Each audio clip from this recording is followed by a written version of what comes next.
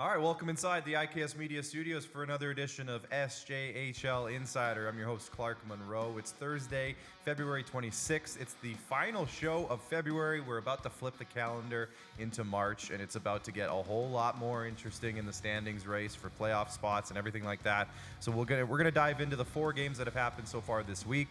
We'll give you an updated look at the playoff picture, get you up to speed with some of the storylines across the league in terms of players, numbers, all sorts of stuff. And later on in the show, we're going to be joined by 2 guests today. It's a special episode. 2 guests. First guest is going to be the former director of media for the SJHL, our good buddy Jeromy Corrigan. We're going to check in with him. He just got back from the Olympics. So we'll check in what was going on there, what he ended up getting into, and just kind of see what he's up to these days. Plus, we're going to be joined by, we're going to have a look, into the U Sports universe with the University of Regina Cougars men's hockey coach Trevor, who's going to be joining us. He's a longtime hockey coach and a deep connection with SJHL players and alumni. So it's going to be a lot of fun to chat with Trevor and get his perspective on a few things. But first, let's thank our sponsors. We'll start with Cantera Seeds, Capital Auto Mall, Canalta Hotels, SGEU, Sask Lotteries, UPL, Chevrolet, Great Western Brewing Company, SaskTel, RBC, Saskatchewan Construction Safety Association, and Vaterstad. And the guy to my left today is currently crunching some numbers. So, Nugsy, I'll give you a little bit of a break in a second here because I know you're finishing up a couple things for this show that you want to talk about. But first off, Blue Jays are playing right now. The spring training's underway. The Olympic hangover is maybe still a little bit there, but mostly gone at this point. How's your week been since Monday, since we last chatted? Yeah, work week has been good. Thanks for asking. Yeah. And I was thinking about the Olympics and how we can apply it a little bit to the SJHL right now, and especially the men's tournament. Whatever you think a team that finishes first or second or third is vis-a-vis a team that's 6, 7, 8 or whatever, 5, 6, 7, 8, the underdog, throw it all out once the playoffs start. More than usual this year. Every year we say the parity is this and da-da-da. But we knew kind of that, like, years past, like Flin Flon walking into a series against blank, like this should be relatively simple. Mm-hmm. Or Melfort against blank should be simple. Yeah. Like, there will be nothing simple about this. And, like, Canada played, Czechia and Finland, and those games, obviously they lost to the States. They could have lost those games, too. Mm-hmm. Yeah, so they were a shot away, basically, from both honestly, games. Get used to buckling in every night from now on if you're an SJHL player, because once you could be shocked if you think you're a first, second, third seed and you think it's like you somehow you're owed something once the playoffs start. Like, you're in for a rude awakening if you don't have the right attitude now. So I'm not saying anybody does. I'm just saying we had a great chat with Callum Craig on Monday, and he echoed that sentiment, saying there are no easy nights in this league this year at all. And he played last year too, so I feel like he can even tell the difference this year. That every team is tough, every team is difficult. Honestly, are you telling me right now? And obviously you got to be confident. I'm not saying don't be confident, but are you telling me right now, say Melville finishes 8th, just hypothetically, and it's the Flin Flon Bombers are first, we think. I think they're 1 point away from clinching that. Yeah, they're right there. I'm pretty sure they're 1 point away. Yeah. They're 7 up on Battlefords with 6 games left, so depends how you look at it. But they're 1 away from clinching the division, I know that. Right. So yeah, that would make sense. But do you think that's comfortable? No. Like the Flake Duck Johnson's Melville Millionaires in the first round? Mike Reagan knows that. He knows that, if it's whoever it is, it's like they know. Yeah. But I'm just saying I was thinking about the margins that Canada even had to get to lose to break our hearts. Yeah. Were quite small. Well, I think to echo all of that and just kind of wrap it up before we start the show here, kind of dive into the results and everything, is this year to me feels different in the sense that we had our league flipped upside down a month and a half, 2 months into the year. The first 2 months, we thought, okay, Humboldt and Kindersley are going to be 1, 2. Flin Flon's right now is like sort of hovering around the 6th to 8th place mark You remember that? Well, I said many times that Kindersley will probably be frustrated that they didn't get some of the points that Right. And right now it's looking... And they're probably frustrated. They're probably frustrated. Yeah. They have 9 points left on the board on overtime and shootout games. Anyways, we'll get into that a little bit later. But I think the biggest thing is, like I said, is we had Humboldt and Kindersley in first. Estevan was in third, I think, around that time, or fourth. Yep. And it's completely flipped around where Humboldt and Kindersley now are out of playoff spots. Flin Flon, who was out of a playoff spot earlier this year after a weird start, they basically haven't lost a game since then, and now they're in first. Battlefords, who was in 8th for a while, 6th, 7th place, they're in 2nd. Yorkton was in 8th at one point. They're in 3rd. Nipawin has always kind of been in the top 4. Weyburn has always kind of been in the top 4 or 5. So Melfort was in 10th. Now they're firmly, I'll say, in 6th. So like this year, to me, the parity is wild every year, but this year, because there's been so much flipping of the standings, to me, that's why this year stands out a little bit compared to previous years. But we'll dive into that another time or more a little bit later in the show. Let's kick things off here with the hat trick. Now Bryce is back, so we're going to be fist pumping. Yes. Yes. Oh, man, I'm fired up. Now, Bryce, as we mentioned earlier, is back from the Olympics, and he has been very gently rubbing it in our faces that the Americans beat Canada. But he's been nice about it. But he has a song, and don't play it because I don't know about copyrights and stuff with that specific song. And I also don't want to hear it. Yeah, I don't want to hear it either. But there's a song that he plays about Connor Hellebuck. Okay! And he's been playing it every day pretty much.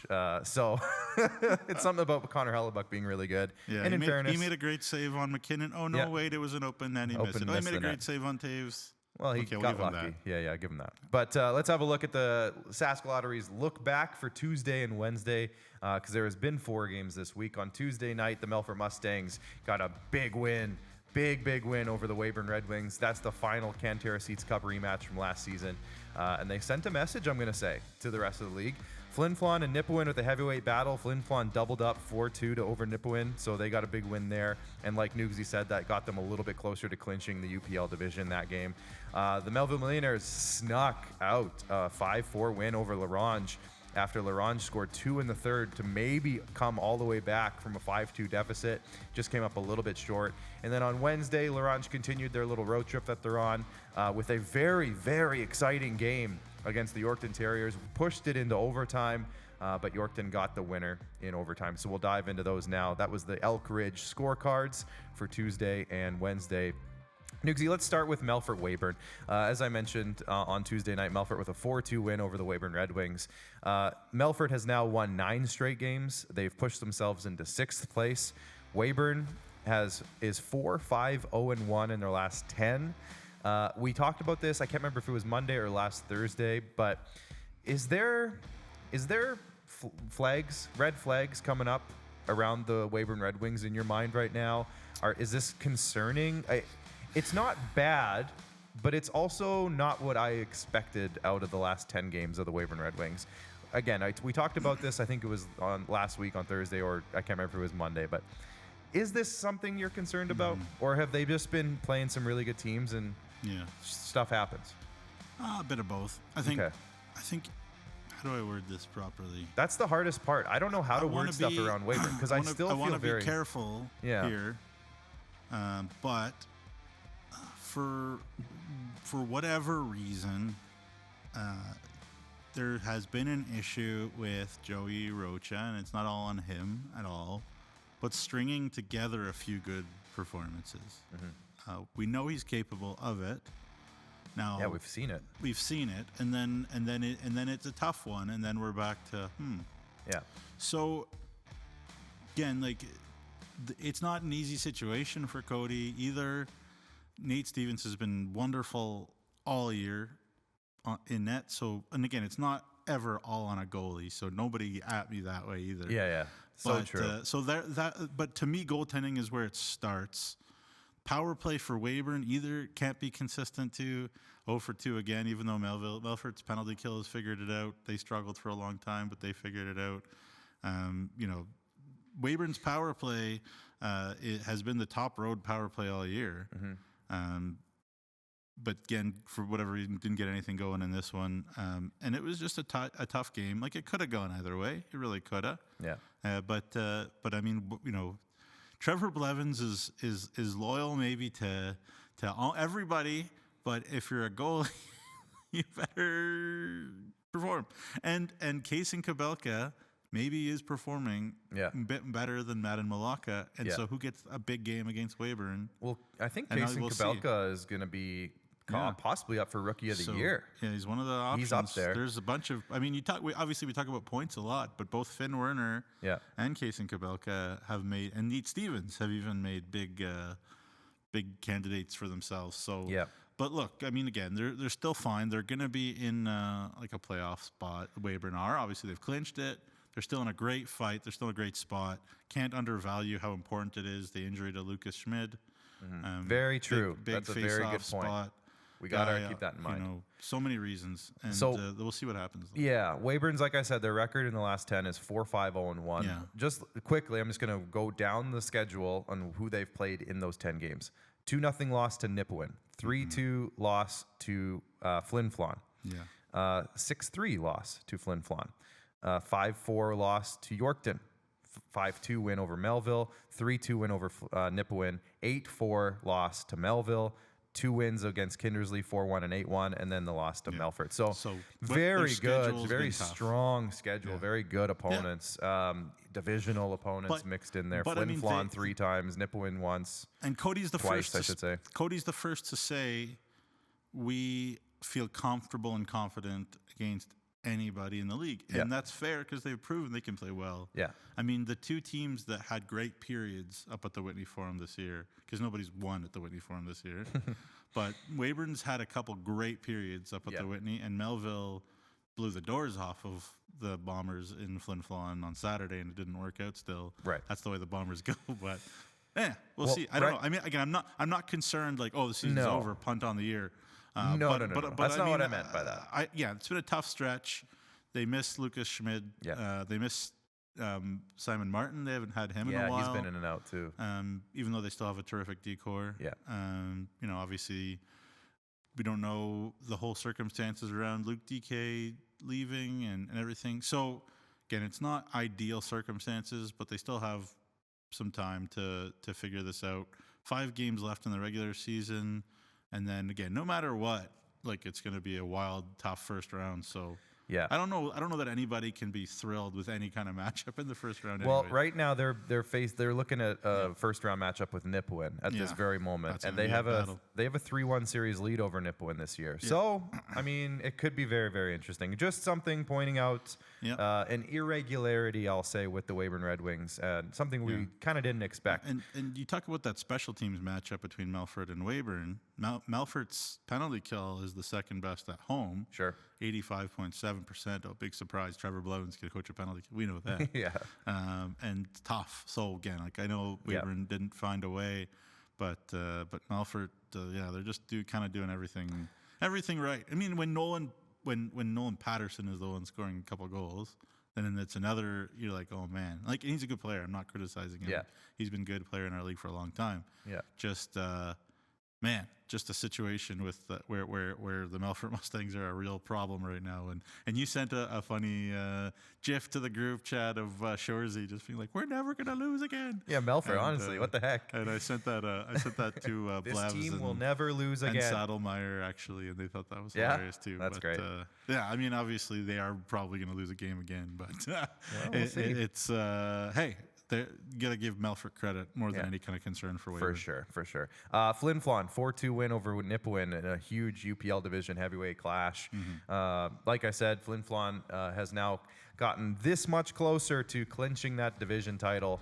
Like Nugsy said, I think they're just a point away or something like that. So it could happen on Friday night, depending on how things go. But a very good game between 2 very good teams that, this could be second round playoff matchup potentially, depending on how things go, of course. But very good game. As you can see here on the highlight pack, if you're watching on YouTube, Flin Flon got out to a 2-0 lead, and then it was 2-2 the rest of the way. But very good game, overall. It was 3-0 Flin Flon. It was 3-0 Flin Flon, and it could have been 100.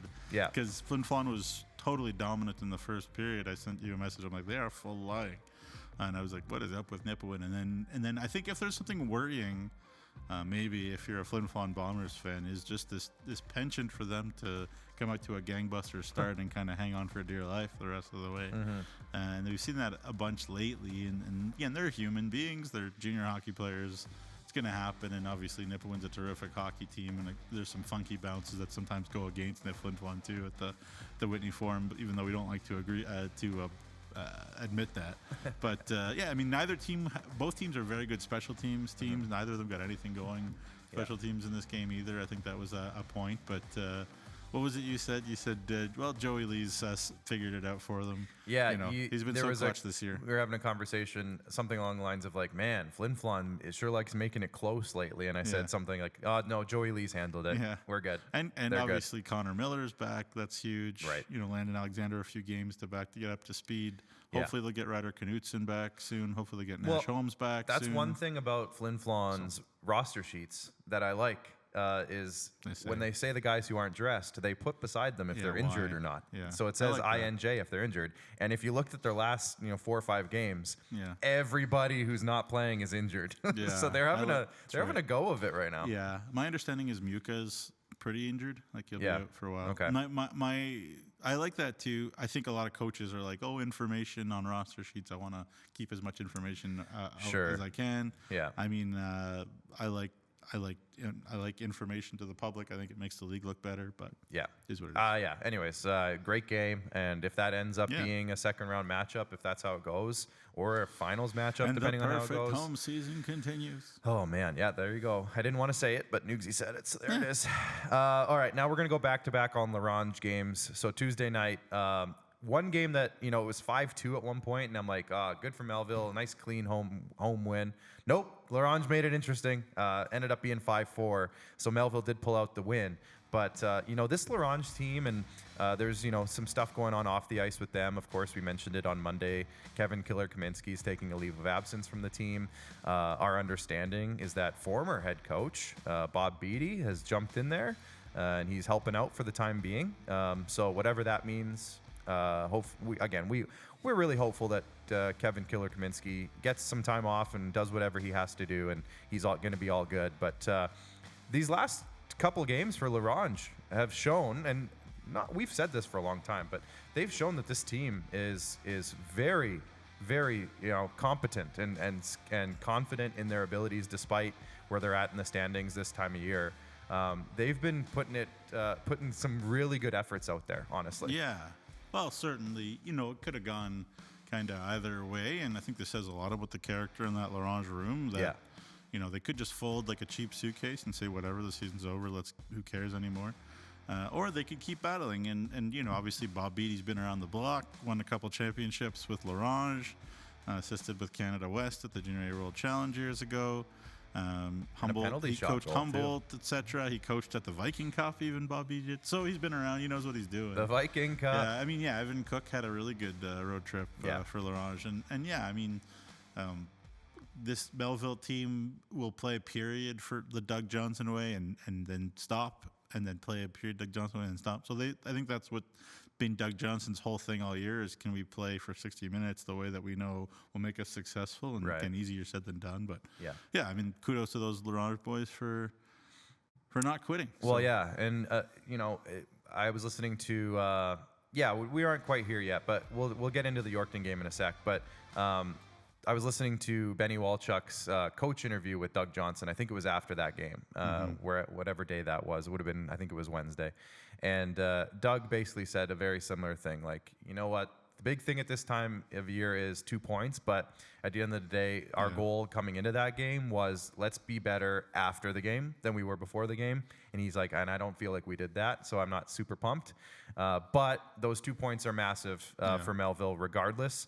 It's put them in a 3-point cushion for 7th. They're tied for 8th. 7th and 8th, they're tied. But they have a 3-point cushion over Kindersley now. So those 2 points were very important. So anyways, good 2 points for Melville. Maybe not the best 2 points, though. Let's go with that. And then the next night, we talked about, we can bring up the highlight pack now, but the LaRange went down the street to Yorkton. And man, this was a wildly entertaining game. Yeah. Very good finish. And Yorkton, I think they were maybe squeezing their sticks a little too hard or something, but it was a very interesting finish and a very good game overall. Yeah, it was. I mean, I think I think it was Riley Ziesel in net for L'Orange, and he played extremely well. Gabe Corrigan was so good, and Austin Orbachewski getting a big goal there. So there you go. The man they call Chewy. Shout out to Chewy. Shout out to Chewy. Yeah, a tough kid. Eh? He's played gritty, and I think they love him there in Yorkton. Still gets ice time. Beautiful goal there by Jai Zawatsky too. Look at this goal. Jai, little dipsy doodle. How do you do? Backhander. What a year he's having too. Yeah. But it's a situation again where Yorkton said kind of the same thing. Like, wasn't the prettiest. We found 2 points. I like the videos that they do in the locker room there in Yorkton there, all the speeches that those guys give, and it's kind of funny, but good for them. And again, not a situation too where L'Orange was quit. It was a late tying goal. Again, three goals, 3 assists on the game for Evan Cook, who was a guy that I've been high on, especially offensively all year. And L'Orange had a chance, and then you get back and give up a goal the other way. And this is a beauty by Cash Lanigan, just kind of under siege, and then dances his way in a little backhand. Yeah, and just found a way to get it. Game's over. The man they call Lash Canigan. Do they call him that? Well, I heard it in the room there in Yorkton. Lash Canigan. Lash Canigan. Love that. But he's been a wonderful player, obviously, all year. Yep. One of the best 08s, if not the best 08. But Another... for Yorkton, in terms of their consistency, they have just been so impressive all year long. Yeah. They haven't, you take away kind of the very early going for Yorkton, like they've just been as consistent really as Flin Flon, since the beginning of the year. So, I think they were like 2-5 to start the year, Yorkton or something, and then after that, look at them now. So, hey, kudos to those guys and those. Obviously we've talked a lot about the decor that they worked on at the trade deadline behind Tommy, and it's just been flying. And we saw how good of a kid there Callum Craig is last show. So great chat on Monday. If you didn't see it, go back and watch it. It was a good chat with Callum Craig. They got good boys there in Yorkton. SJHL wins leader for goalies right now, Callum Craig. Yeah.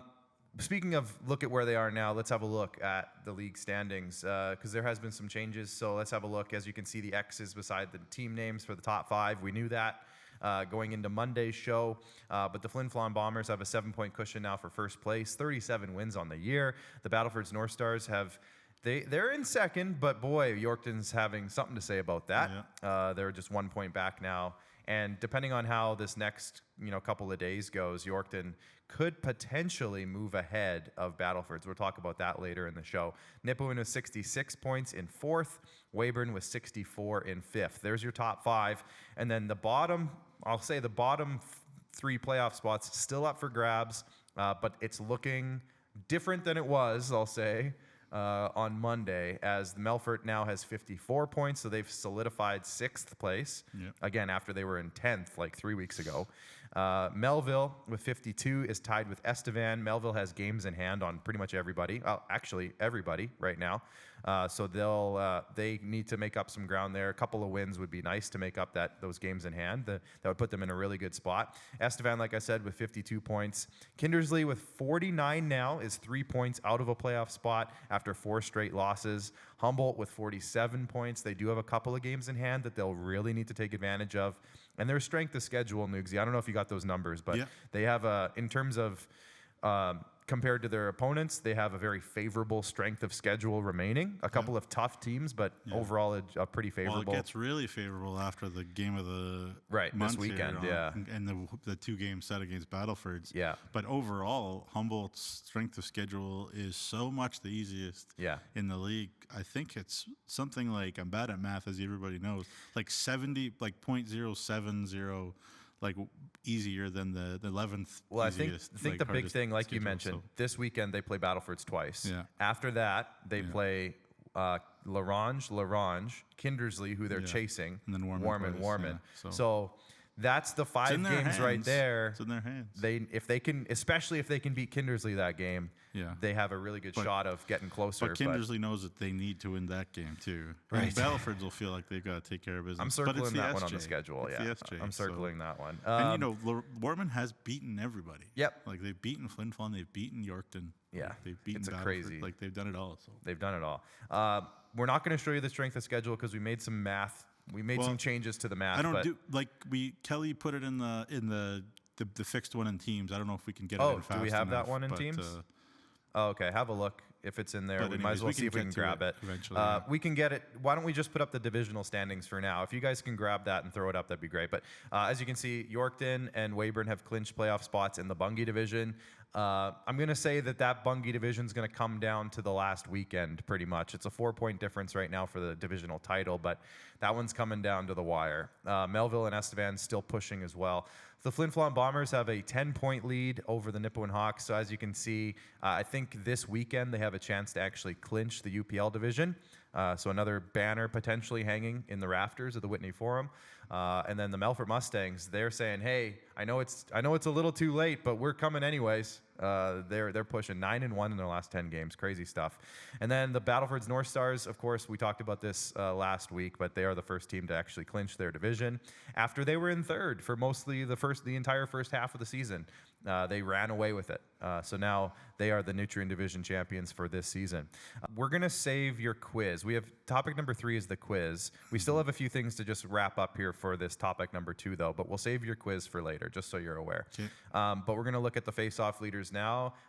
Pretty much similar to last week. As you can see, Lucas Schmid still leads the way. He hasn't been playing in a couple of weeks, though, so he's just holding on for dear life. But he put himself up to such a far and away lead that he's been able to hold on to it. But Connor Miller, Anthony Campbell, Tristan Ziola, Nathaniel Harvey, those guys, I think we're all on this list a couple weeks ago when we did this as well. They're hanging in there. But this one's a new one, so I'm going to let you run away with this one, this next graphic here. And it's the block party.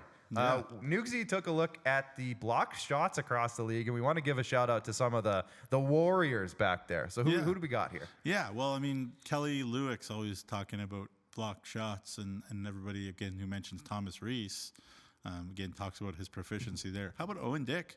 Man. Yeah, wow. And to be fair, the different teams have different philosophies on how they play. They want to play in the D zone. Yeah. And maybe teams that are a little bit more on the passive side will have more block shots. And I do think about Battleford's and Estevan are a little bit more. I don't mean passive in a dirty way, just that's the way that they choose to play. Yeah.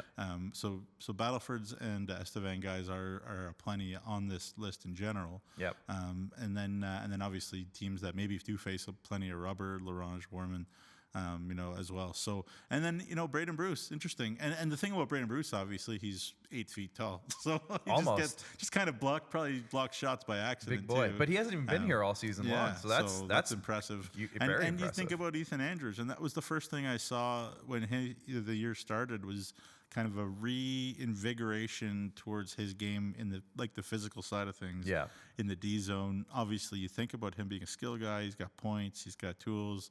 And obviously we saw him just be so razzle dazzle at the Viking Cup, etc. Yeah. But clearly the gritty side of the game is something that he's bought into this year too, and that role was so important for him. And obviously they added D this year over the course of the year. Did Estevan. Getting Caleb Potter in there, obviously, Matthew Ron, Jaron Ashby.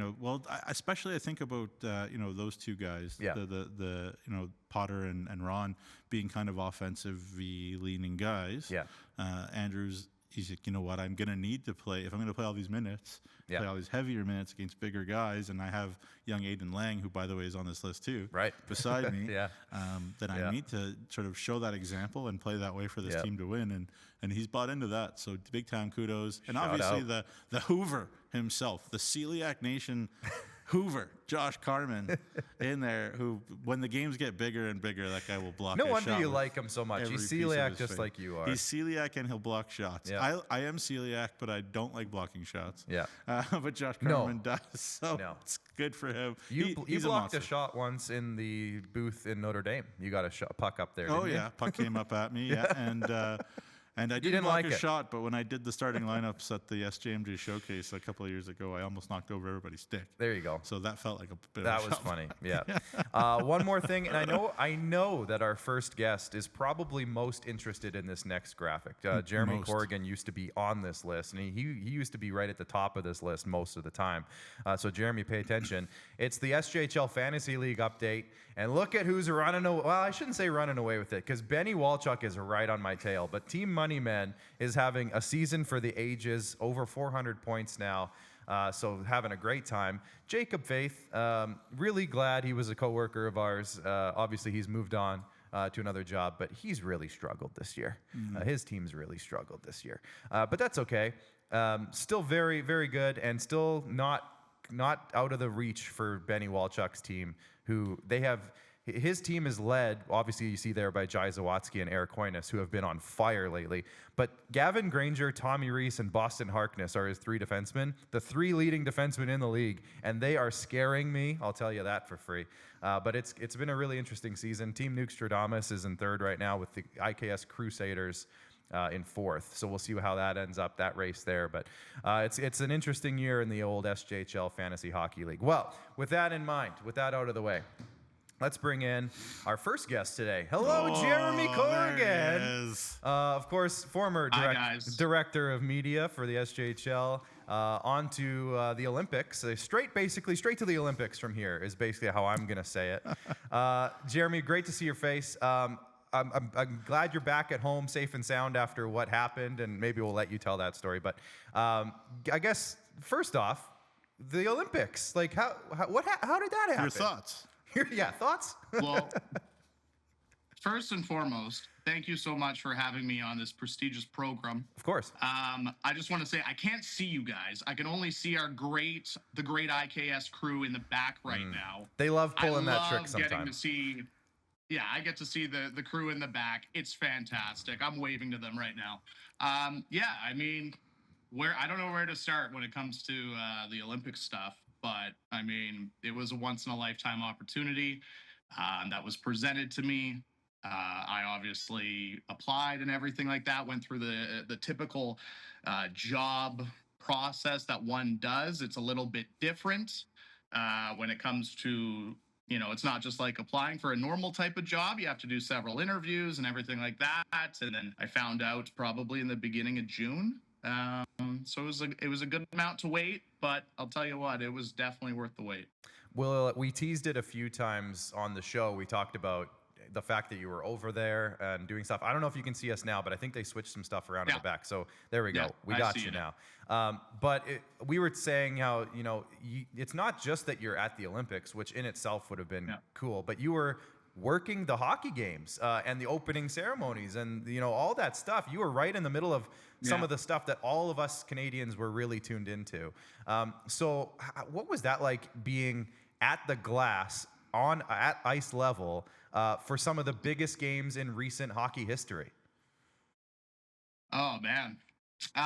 You know what? It's funny because I would say in the moment, it just felt like maybe this is just because I've seen so many hockey games over the course of my life, and I've worked so many hockey games over the course of my life. To me, it just kind of, in the moment, it felt like another game. But then after the game, that's when it would kind of hit you and be like, that was not another game. Seeing, Mitch Marner score that overtime winner against Czechia and celebrating right in front of me was pretty unreal. So I think it just didn't sink in until, after said game took place, or even the night of, like getting ready for bed after the day. So yeah, I don't know how else you kind of explain it. It was incredible to see some of the biggest goals, and obviously how special it was because NHL players were back at the Olympics for the very first time in 12 years. It was a privilege. It was an honor to kind of be a part of it. Okay. It is a privilege and an honor to talk to you again. And one of the ways that I would describe you is a consummate professional. So what were you doing professionally there, and how did that go? Yeah, so great question. I was a part of the additional content team for the Olympic Broadcast Service. So essentially I was helping them shoot social media content so that you wouldn't typically see on the broadcast, what you would see on television. So it was actually a nice kind of change from typical, hockey content that we would shoot, like even when I was working in the SJHL or any of my other jobs. So it was kind of unique to kind of see hockey from a little bit of a different lens and a different perspective and shoot content. Really for the average sport fan, because obviously, people tune into the Olympics and it's not just hockey fans. Spoiler, it's everywhere, everyone from around the globe. So you're showing kind of behind the scenes stuff that typically you wouldn't see. A big thing I tried to get was family reactions to family members scoring goals. Big issue with that is obviously a hockey arena is much bigger than a typical venue for other venues at the Olympics. So trying to find families in a 14,000 seat arena is a little difficult, but yeah, it was a great challenge. It was a great opportunity, and I think it went very well. That's awesome. Was there one or two pieces that you put together that you were really proud of that you can share with us, and where can we watch that? Great question. I think the one that stood out for me that just blew up right away was in that first Canada game. Bo Horvat scored, and his family was sat right behind me, and I was able to get Bo's dad's reaction to him scoring and seeing that raw emotion. And I got it on tape. I sent it to our team. It got posted across the Olympic social media, and it took off. It took off. I think last time I looked, it's over 6 million views across 2 or 3 social media platforms. So I think for that, that was a big one. And then as painful as it sounds, the second piece, very similar, was actually after Jack Hughes scored the overtime winner in the gold medal game. It was Jack's dad who was sat in the section right behind where I was situated, and I was also able to get his live reaction. And even though obviously as a Canadian it kind of sucked to see that raw emotion, obviously seeing a father proud of his son, the emotional reaction, that's what sports is all about. And it was cool to be able to capture that moment. Okay, so two-part question for me here. Director Bryce was obviously there, not with you, but involved in the Olympics, and he mentioned, we were just talking just before the show started about some of the food that was available to them and stuff that was there. Part 2 to the question is, while you were walking around outside of games, did you bump shoulders with anybody? Who'd you run into? Was there some star sighting going on? Anything like that? Any stories you got like that?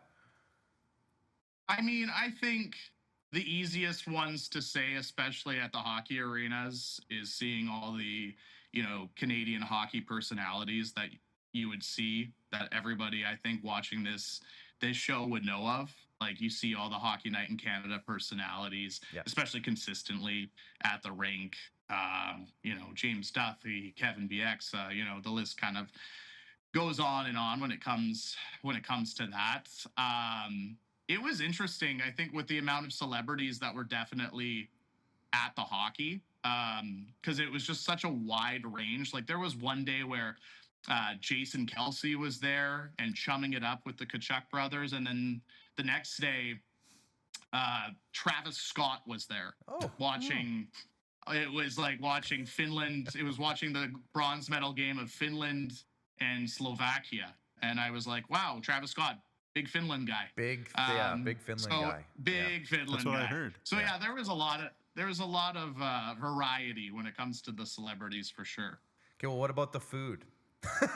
So Bryce was saying that the food, like, they were catered food, because I don't know how it was with your setup, but his setup was, big group of broadcasters, so they get, whatever it was a day. So how was that stuff there? Was the setup pretty good for you guys? Like, did you get a chance to maybe try some stuff outside of the venues? Like, maybe just walk around Milan or like wherever you were? Well, first and foremost, I'm disappointed to find out that Bryce was also there, and I didn't know he was there. Well, I think you guys were in different places. Yeah, I was in Cortina. You were in Milan. I was kind of hoping we'd cross paths. Oh, okay. Okay, fair enough. Yeah, I would have loved to have shared beer with you. Yeah. Well, I think Bryce was like up in the mountains somewhere. Yeah. I don't know. Yeah. Completely fair. Okay. Completely fair. No, it was the exact same setup. We had meals provided to us, lunch and dinner at the arenas catered. So that was super handy and super nice. Obviously, with the hockey competition, bluntly, I didn't have too much time to do, sightseeing, doing, lots of walking around. I did have a few, half days where I could definitely take part in that. And I'll be honest, tried a lot of local food, and I must say, very good. Shocker. The standard and quality of Italy has good food, of food over there is nothing against our beautiful country, but the standard and quality of food over there is much higher and much better. That's for sure. So I definitely tried to have as much. No, I would still say Nugsy, you being a celiac, I have heard that you can go over to Italy and places in Europe and eat everything and not feel gross. I've heard that as well.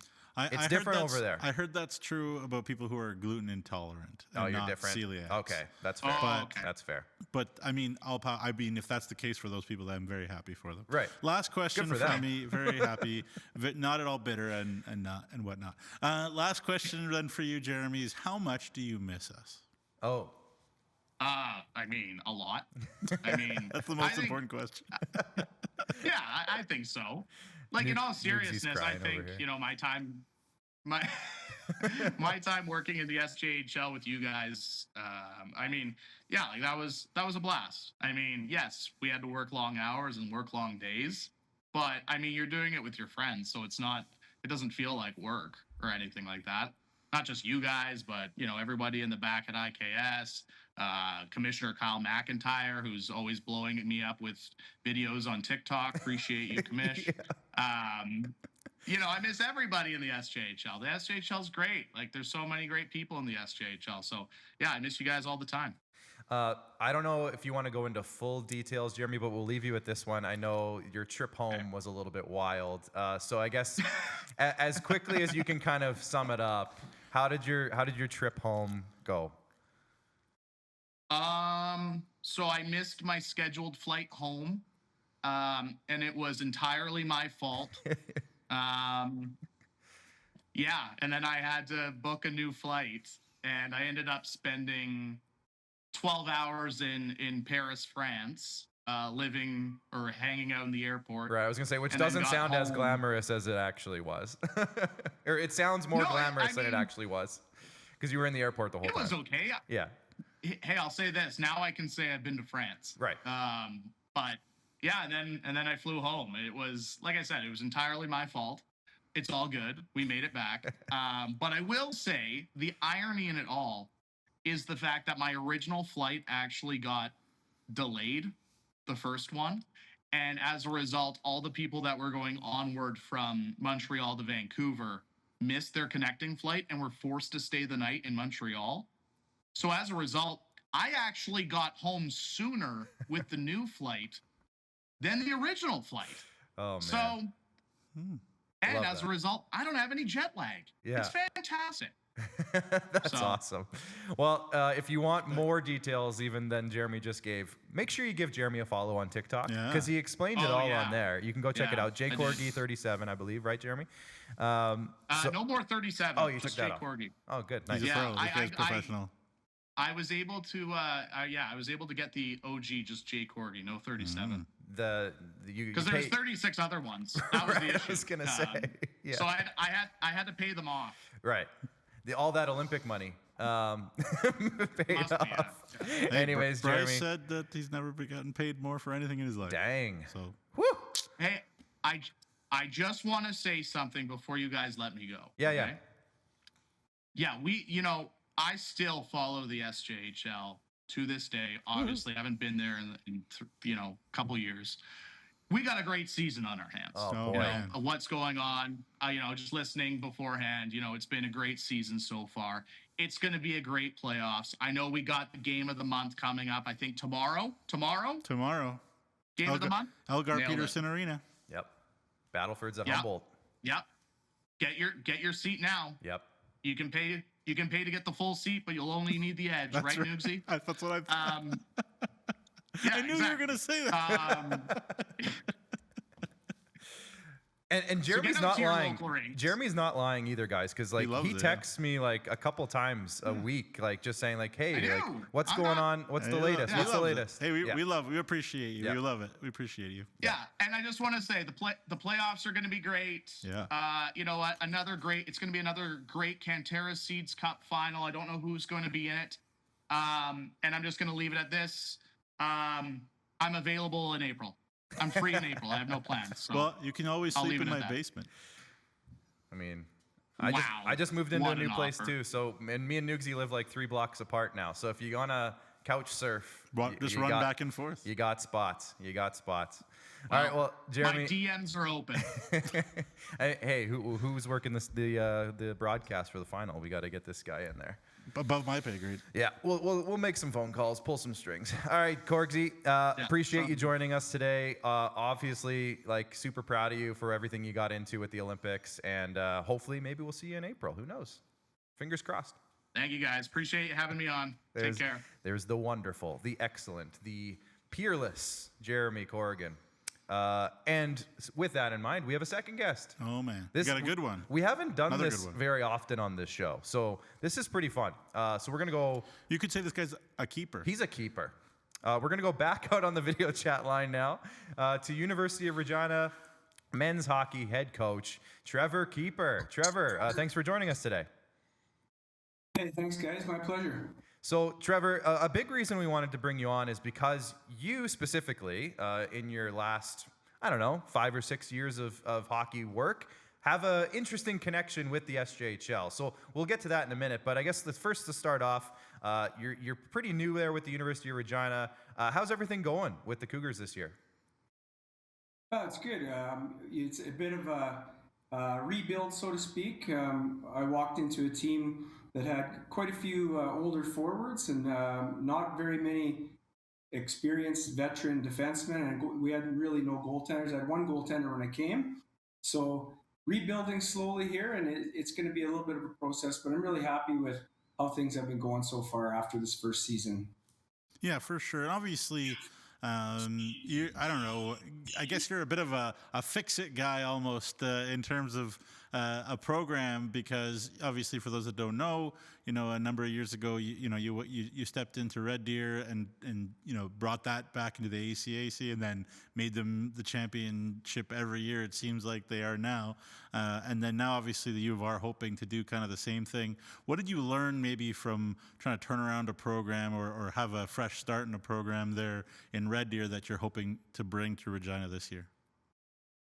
Yeah, well, the building blocks are recruiting, and with recruiting, you have to do your homework. You have to watch a lot of players, whether that's on Instat or going to rinks, and that's one thing that I really have tried to do, is to get out on the road, watch players play live, meet them in person, talk to their coaches, general managers, and I talk to every resource that I have about players before I get deeper into the recruiting process, including players they played against, players they played with, people that know the families, that kind of thing. And the result of that is getting character players that are going to fit your culture and your level of commitment, and that's where the building starts. So, Noogsy mentioned the Red Deer College experience. You've pretty much coached at every level, though, in that category. You've coached in the WHL, you've coached in the ACAC, and now you're coaching in U Sports. Obviously, junior hockey. We'll start with junior hockey. Of course, we'll move into college. But the landscape since you started has changed a lot. So compared to your time back in the WHL, back in, the mid-2000s, early 2000s, to your ACAC experience and then now into U Sports, how have you seen the hockey landscape change? I know it's a pretty broad question. Well, it's really changed in this last little bit, obviously with the NCAA rules. primarily U Sport was made up of major junior grads and some junior A grads. And now it's a little bit all over the map. With recruiting, I'm looking at Western Hockey League, I'm looking at Ontario and Quebec League, I'm looking at the junior A leagues, and even the NCAA. There's a trickle-down effect. Different players are going there that weren't eligible before. And because of that, other players are looking to go elsewhere. So recruiting, you have to really cast a wide net, and you put in hours and hours and hours, and sometimes that's behind your computer or on the phone, and a lot of times that's out in the rinks. And like I said, I enjoy that part of it. I really look forward to building a team and a program, and I love getting out in the rink and watching them play live. Yeah, that's awesome. I wanted to follow up with that a little bit because, with everything these days, everybody likes to kind of be a little bit too negative. I find when there's change, and that's frustrating, I'm sure. But I guess what's your message to parents, to even advisors, but especially to players in the SJHL about preparing themselves and the opportunity that there is to play for you, but to play for Canada West coaches, for U Sports coaches, kind of the idea that doesn't matter if you played major, junior, or where, as if you can play, if you're the right person, then you can be recruited, and the SJHL isn't kind of a drawback. Yeah, absolutely. When I talk to recruits, it has to be a good fit academically too, and look ahead. I always ask them, what do you want to be doing in 5 years or 10 years? Do you want to work in Canada? Sometimes the dream of going to the NCAA might not be a good fit for everyone, even if they're good enough to play there. It's about going to school. It's about being successful with a career afterwards. And I try to bring players in that are going to graduate and be successful in school. I found my teams were successful when we had older teams, so a lot of fourth and fifth year players. That makes a difference. And when you're comparing, there's a wide spectrum. When a player's 15, 16, 17, he might be ready for a major junior, or they might not be. And other players surpass those players by the time they're 18 and 19. So the trajectory is kind of all over the place, and you have to keep watching the late developers. And it's not always, this player's playing in this certain league. What I look for are players that have the attributes I'm looking for in terms of skill, compete level, character, and then also, what programs did they come from? Did they understand the level of commitment to be a good university player? It's busy, right? You're doing 6 days a week. You're in the class. You're balancing workouts, on ice practices. So there are a lot of factors that go into it. And I think for players and parents, looking at schools, the program, what kind of opportunity are players going to get when they go there, and the academic side of it too. You shouldn't be going to school just to play hockey and not interested in the academic side. So that's kind of my philosophy when I'm looking for recruits that fit what I want and talking to them as well. Yeah, for sure. And obviously people that, again, know a bit of your story. You played in the SJHL. You're a Saskatchewan guy, even though you cut your teeth in all sorts of places, Japan and Australia, and all sorts of interesting spots that you've been to. But I guess since you've had kind of all these world experiences, what is it about the SJHL, be it now, be it the past, I guess, that continues to make you that interested in our league to continue to, I guess, fill, obviously, the championship teams that you had there in Red Deer? Because I think we looked at it a couple times, Clark's like 15, 16, 17, 18 SJHLers in your starting lineup on a given night. And then, no, obviously, your captain is an SJHL alumni. You have SJHL players all over your team giving plenty of ice time. I noticed a lot of Rylan Silzer, for example, when I called one of your games. So the list kind of goes on, but I guess just talk about what it is about the SJHL specifically that makes you want to come back to our league and bring players with you. Yeah, well, being from Saskatchewan, even though I left when I was 20 or 21, I am a little bit biased, and I take a little bit of heat in Alberta for how many guys from the SJ I have had on my teams. But you know what? They're character people. When they came to play for me in Alberta, they were committed, they were humble, they were good teammates, and they just competed so hard. And once you get some players coming to play in your program, they help with recruiting. Like they'll say, yeah, I played with this guy last year and he's unreal. He's an unreal teammate. And, I can look at stats and skill level, but it's the intangibles, what kind of person is he? What's he like away from the ice with his teammates? Does he have pro habits?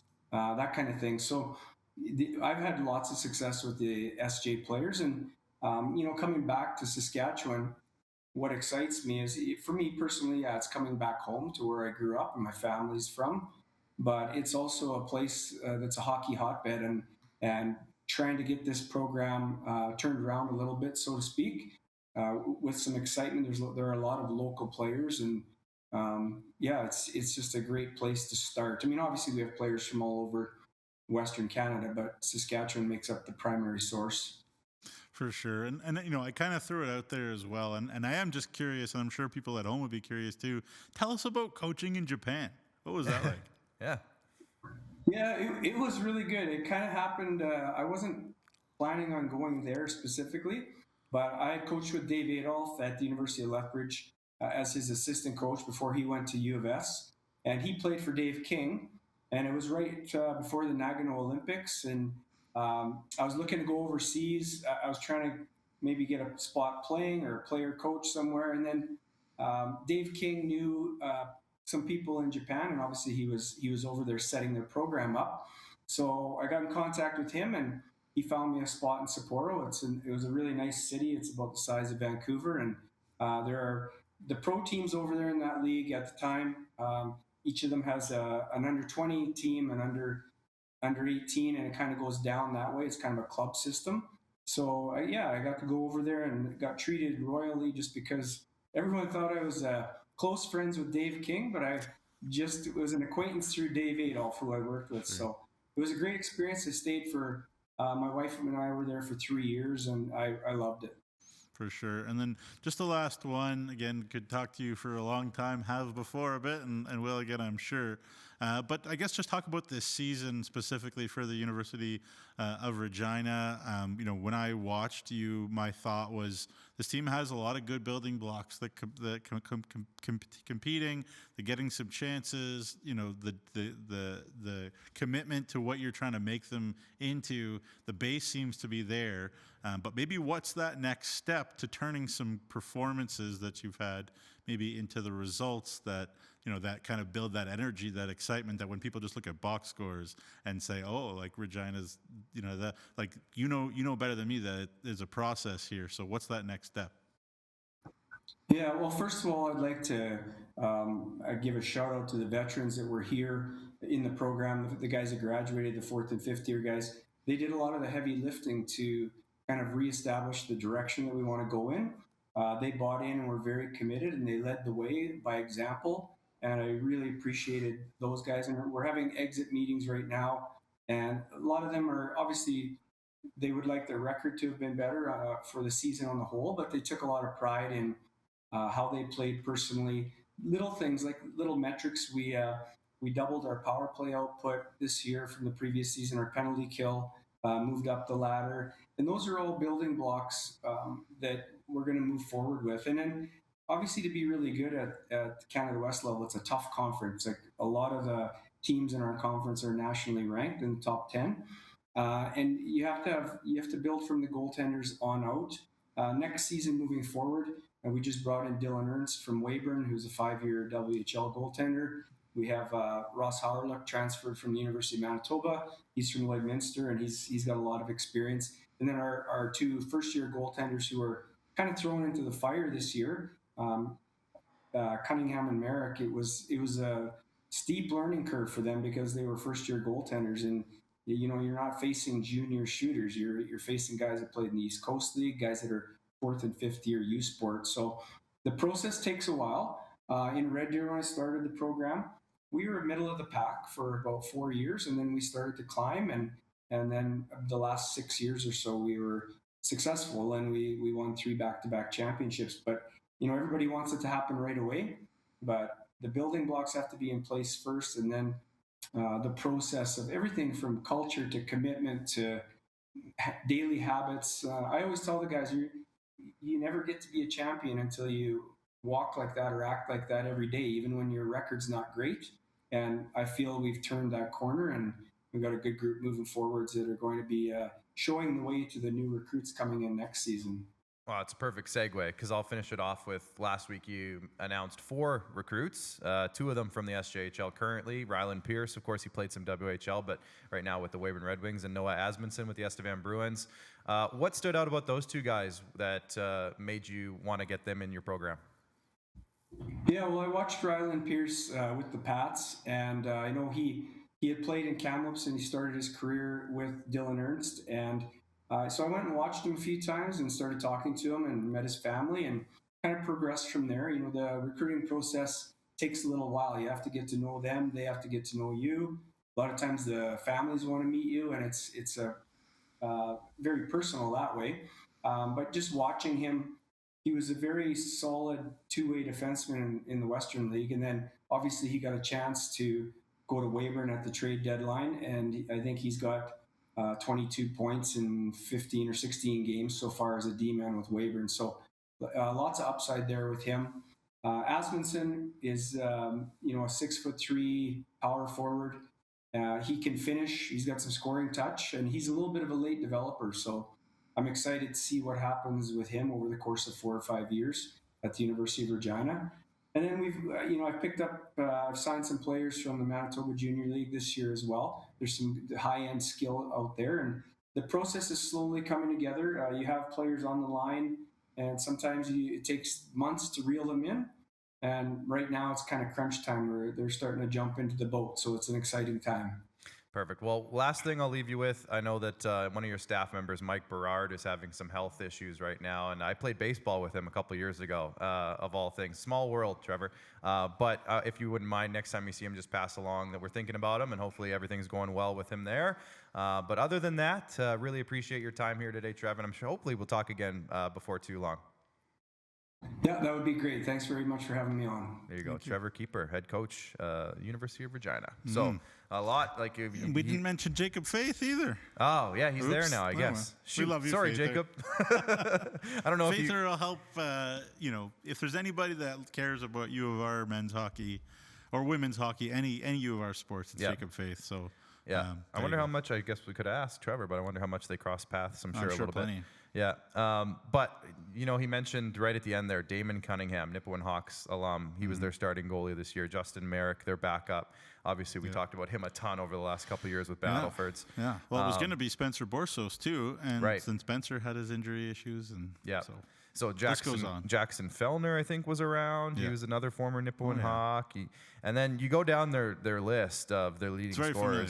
Blake Heward, Estevan Bruins. Eric Hauk, Estevan Bruins. It was funny. You don't need to read the whole list. I People won't. can go go look but for yourselves. The funny thing about it was, one of the funny things anyways, was I called a game there at the Brandt Center, actually, between the U of R and the U of S, and a parent got in touch with me. How do you know all these players? Like, how do you know where they played and all that? And I do my research, I do my work, but it didn't take a lot of hard work because I just knew them, right? Yeah. Like I had called them, broadcasted them, seen like kind of all of them. Obviously, I do my work no matter what, but check them out on Elite Prospects or whatever, and you'll see how many SJHL guys who either played SJHL only or guys who played SJHL as well as dub. Right. But plenty of guys who just played SJHL too. Yeah, so it's pretty always cool. fun to look at. So shout out to everybody there. It's pretty cool. All right, Nugsy, you had a quiz for me. Yep. And we were going to do it before the guests, but we wanted to get to them so they didn't have to stick around too long. Yeah, so and follow along at home. Get out a piece of paper. I think the crew might be helping me out here too if I have to. Director Bryce might jump in. Maybe no Connor. cheating though. No cheating. But they might. I might call for a lifeline here and there. But let me have it. Sure. Well, it's multiple choice. Yeah. Multiple choice. 5 questions. Multiple choice. Yeah. Okay. I don't think you need their help. They can just play too, if you want. All right. The I first will be question. no help. There'll be no help. Okay. We'll see. Show a little bit of confidence there. All right. First question. Then we'll throw it up. Who in the league has the most shifts played in the league? So is it A, Vinny Palmerine of the Warman Wolverines, B, Boston Harkness of the Melville Millionaires, Tommy Reese of the Yorkton Terriers, or D, Bo Eisner of the Melfort Mustangs? Who has the most shifts? Vinny was hurt for a little bit in the middle of the year. I'm going to go with Tommy Reese because of how much they relied on him in the first half of the season. I'll go Tommy Reese. The answer is B, Boston Harkness. Yep. So Boston has 1,347 shifts. Yeah. Already. You know, with the amount of injuries on their blue line, that doesn't actually shock me that much. And also how good he's been. Yeah, well, of course. Yeah. So there you go. There's the answer. Boston Harkness. All right. Second question. Who has the most scoring chances in the league this year? Can we get that? There you go. Most scoring chances. Is it A, Ewan Rennie, B, Josh Sale, C, Gabriel Corshane, or D, Finley Klippenstein? I really want to go with Finley Klippenstein because I feel like why else would you include him on this list? I'm going to go with Finley Klippenstein. Does he have the most? That is a good guess, but actually the answer is the most obvious one. It is the most obvious? It's Ewan Rennie. Oh, okay. He's got 90 scoring chances this year. Well, I mean, insane. That is the obvious one. Like I said, so I was thinking Nugsy was going to try to throw me off. He's closing in on 40. I think there hasn't been a 40 goal scorer in Estevan, and I could be wrong about this. So if somebody knows this, then tell me. Mark Rumsey at 39 was the most in this decade. Yeah. But the last time I heard of an Estevan Bruin scoring 40 was like in the 60s. Ooh. So someone tell me I'll if go I'm back wrong. a little bit here as we continue on. Yeah. But good luck. You're not going to find Rumsey got 39. You're not going to find it on the SJHL.ca website because I already looked. So if that's what you're doing, don't do that. Fair enough. Even if you go back to 2006. I'm just doing it for fun now. So someone find me, tell me if I'm wrong. I'm sure people love to do that. So yeah. All right, third question, Clark. Let's keep it moving here. The most shorthanded goals in the SJHL this year so far. Is it A, Graydon Perosny of Larange? Is it B, Lucas Schmidt of Weyburn? C, Nathan Lalumiere of Flin Flon and Team Nuke-Stradamus? And D, Josh Knidig of the Battleford North Stars? I got to go Josh Knidig on this one.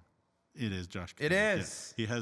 He has 5 shorthanded goals. There we go. That's right. And he and Anthony Campbell do penalty kill a lot for Battlefords. And they're very dangerous. Well, I was just thinking, he's got a lot of points in general. So I was thinking you give him that. And then B, speedy. C, I think he penalty kills a lot with Anthony Campbell. So you think if they're going to have... they both have just a ton of shorthanded points. If there's going to be a power kill across the league, it'd be those guys. Yeah, so there you go. That's fair, yeah. That was a pretty good one. Awesome. All right. I was trying to trip you up maybe with a few there too. But anyway. All right. The fourth question, we got 5 questions. Okay. Fourth question is who has... So not the most PIMs, but who has taken the most penalties? The most penalties in the league this year so far. Is it Austin Horbachewski, Chewy of Yorkton? Is it Rhett Ewan, who's known for walking the line there in Flin Flon? Sure. Is it the Kroby Perlinger? Obviously, the Perlinger twins love to walk the line, and Matty Edwards is tough as they come in the league. So, who has taken the most penalties in the league? I'm teetering back and forth between C and D, between Perlinger and Edwards. But Edwards doesn't strike me as a guy who would take the most penalties. He just makes them count when he takes them. Sure. And then like Horbachewski, I feel like is a guy that you would throw, again, he's kind of like the Klippenstein of this one. Like you threw him on here. Now it makes me feel like I should pick him. So I'm going to go with Austin Horbachewski. It is Austin Horbachewski. He has taken 38 penalties this year. He's their protector, man. I know, He's tough. He does a great job down there. And he scored a nice goal against Larange, too. So he's an underrated player. I really wanted to pick Kobe Perlinger. And obviously, Chewy's a great nickname for a dude. So there you go. Yeah, the Perlies love to get into it, for sure. And then the last question is not a player question. It's a team question. Okay. Which 2 teams are tied for the most 1-goal wins this year? And the number is 13. I got to go. So it's Flin Flon Battlefords for those who are watching on the podcast. Yeah. Or listening, I should say. A is Flin Flon Battlefords. B is Humboldt and Kindersley. Yeah. C is Melfort and Nipawin. And D is Estevan and Weyburn. See, now Flin Flon and Battlefords have the most wins between the two of them. But I feel like with the amount of overtime games that Kindersley's been in, I'm going to go with B, Humboldt Kindersley. That is incorrect. Nah. The Melfort Mustangs have won so many games lately, and they've been by 1 goal that they are. And then last year we were talking about they were like 18-0, 19-0, 20-0 with 1-goal games. They found a way to get that magic again. And Nipawin, well, they're still grinding those talks. So 13 1-goal wins for those 2 teams. Yeah. And that was the quiz. Hope you enjoyed playing. That was great. Thank you for that. That was fun. All right. what else do we have left here? Look at the schedule for the weekend. Let's do that. Sure. Let's have a look at the schedule for the weekend. Start with Friday. 5 games each night. The Larange Ice Wolves are still down in the Parkland region, so they'll be in Melville on Friday night. So they'll wrap it up in Yorkton the next night, but we'll get there. The Nipawin Hawks are in Yorkton. That's a big one. Of course, those two teams are neck and neck in the standings right now. So a win or loss for either team would go a long way. I would say it's a 4-point game for sure. The Battleford's North Stars are in Humboldt for the SaskTel Game of the Month. So you can watch that game on SaskTel on demand if you have it. So you can check that out. Nugs, you'll be on the call. You'll be color. Rob Hart will be on the call, I guess. Yep. The Warman Wolverines are in Kindersley for a Nutrient Division matchup, and that's, of course, a home-and-home series. And then the Flin Flon Bombers are in Melfort for a home-and-home series. So they'll be back in the Whitney Forum next night. But let's switch over to Saturday. And then, as you see at the top there, that's a big game. Melville is in Estevan. Those two teams they're tied right now for the 7th and 8th place in the league. Melville currently in 7th, technically, because they've played fewer games. But that's a big game. Those 2 points are crucial. Larange will finish up their little trip in Yorkton against the Terriers. Humboldt Battleford switches venues. Melfort Flin Flon switches venues. Kindersley Warman switches venues. Those are all home-and-home series. So a big weekend, 10 games, Nugsy. What's standing out? I know Game of the Month is very much on your mind right now. But no question. I had an incredible chat with Connor Logan yesterday, and just going through some players and some thoughts, and the weight of expectation and the weight of everything that Braden Klamosko and his staff did in Battlefords. And obviously that's the coaching matchup, right? Is Braden Klamosko with Humboldt now. But it's not lost. Matchup, It's not lost on Connor Logan, how much Braden Klamosko meant to Battlefords and to that organization and the success. And they're not afraid of that success that Battlefords has had over the decade, but they're really leaning into it, and they're saying, hey, if you're going to be here, you need to carry that the right way. And those Battlefords boys have. And he mentioned too, and obviously this is a more experienced, certainly more dynamic Battlefords team than Humboldt at this point, but Battleford's going to return a lot of guys next year too, and obviously they're going to lose Campbell and Nardelli and Gniddig and Granger, and the list kind of goes on a little bit, but it kind of ends there. Like they got a lot of guys back who are playing big roles for them, and so they're pretty excited about the future too in Battlefords. And obviously it's all about the future in Humboldt right now, as much as they have guys like Tice Penrod, guys like Oliver Phillips that can change a game there in Humboldt, even though they're younger, and they haven't done it every night. And I think that's the next piece for Humboldt, is that consistency, which is, again, hard when you have such a young team. But on their night, again, I expect it to be tight. I expect it to be hard fought. And EPA Friday, it's always tough to beat the Broncos there. So we'll see. It should be a very interesting matchup. Yeah, it's going to be a great one. And if we can bring up the league standings one more time, gentlemen in the back, just because of the importance of some of these things that are going on, as we mentioned. So you talk about Friday night's games, for example. Friday, Melville's going to be playing Larange. As I mentioned, they are in 7th place right now. Nipawin and Yorkton, they are 3rd and 4th place. So if Nipawin wins that game, they tie it back up. If Yorkton wins that game, they have a chance, depending on what happens with Battlefords and Humboldt. Yorkton has a chance to move up into 2nd place. Battlefords plays Humboldt, as I mentioned. So again, Battlefords really needs those 2 points, because they don't want to lose their spot. They don't want to go down at all. They're happy in 2nd place, I would assume, and I think they want to try to stay there if they can. Kindersley, they are playing against Warman. So as you can see down at the bottom there, Kindersley's in 9th place. So they're 3 points out of a playoff spot. They absolutely need to win this weekend against Warman. They need both those games. I'm going to say they are must-win games for Kindersley if they want a chance at getting back into a playoff spot. And then Flin Flon's and Melfort, 2 of the hottest teams in the league. The Melfort Mustangs have won 9 in a row. Flin Flon's won 4 in a row. Flin Flon wants to send a message that they're cementing their status at the top. Melfort really wants to keep winning games. So this weekend, it's going to be fantastic, folks. If you haven't already, if you're in the areas, make sure you get your tickets. There's home-and-home series going on across the province. There's games going on all over the place, so make sure you get your tickets. We're running out of chances. Like, teams only have at most 8 games, and that's one team. The rest have like 5, 6, or 7. So definitely get your tickets. You're running out of time for the regular season. Playoffs are just around the corner. It's going to be a whole lot of fun. Yeah. So make sure you follow us on all of our social media channels because we'll have you covered. Follow us on Facebook, Twitter, Instagram, TikTok, and of course subscribe on our YouTube channel. Get your Flow Hockey subscription so you can watch all the games online if you can't make it to the rink. And thank you to everybody in the back. Thank you to Connor. Thanks to Bryce. Thanks to Jordan. Thanks to the guy beside me here, Jamie Neugebauer. It's going to be a great weekend, Nugsy. Have so much fun in Humboldt tomorrow night. And we will see you guys all back here on Monday for SJHL Weekly. So for Nugsy, for everyone in the back here at IKS Media, enjoy the hockey, everyone. It's going to be a doozy. See you on Monday.